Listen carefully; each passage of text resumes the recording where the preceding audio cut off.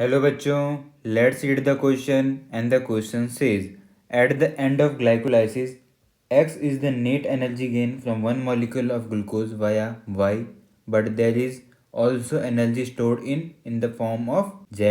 X हमारे पास ATPs का number given है, Y हमारे पास पूछा है कि वो प्रोसेस का नाम क्या है, ऑक्सीडेटिव फॉस्फोराइलेशन है या फिर सबस्ट्रेट लेवल फॉस्फोराइलेशन है।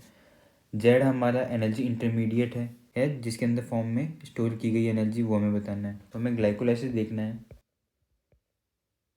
ग्लाइकोलाइसिस क्या होता है? ग्लाइकोलाइसिस क्या होता है? के अंदर ग्लूकोज को ब्रेक डाउन करते हैं हम पायरुविक एसिड के अंदर। तब हम ग्लाइकोलाइसिस की प्रोसेस देखते हैं। तो ये हमारे पास ग्लाइकोलाइसिस की पूरी प्रोसेस स्टेप बाय स्टेप। इसके अंदर ये यहाँ पे ATP यूज़ होती है, यहाँ पे ATP यूज़ होती है। जब ये 1,3 पीजीए से 3 पीजीए के अंदर जाता है तो यहाँ पे ATP फॉर्म होती है, 2 मॉलिक्यूल्स ऑफ ATP फॉर्म होगी। और यहाँ पे जब ये फॉस्फेनॉल पायरुवेट से पायरुवेट के अंदर जाता है तो यहाँ पे 2 मॉलिक्यूल्स ऑफ ATP फॉर्म होती है। तो हमारे पास फॉर्म क्या क्या हुआ? 2 ATP plus 2 ATP, total 4 ATP form हुई है हमारे पास। यूज़ कितनी हुई ATP?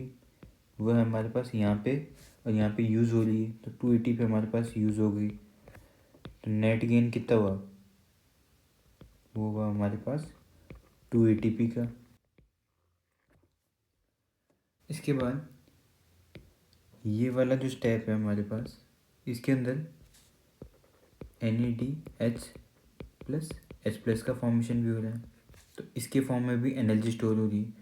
फिर ये NADH2 जाके ETS में इन्वॉल्व होगा और वहाँ पे फिर ATP का फॉर्मेशन करेगा, तो अभी इसके फॉर्म में एनर्जी स्टोर हो रखी है।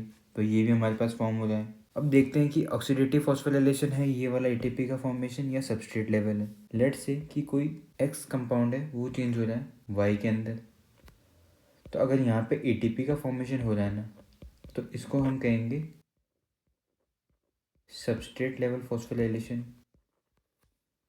और लेट से X से Y फॉर्म हुआ, बट यहाँ पे कोई टाइप ऑफ एनर्जी इंटरमीडिएट बना है, लाइक NADH2 FADH2, जिसने एनर्जी स्टोर कर ली और बाद में ETS में जाके ये ATP बनाएगा।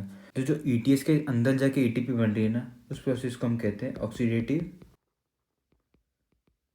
फॉस्फोराइलेशन।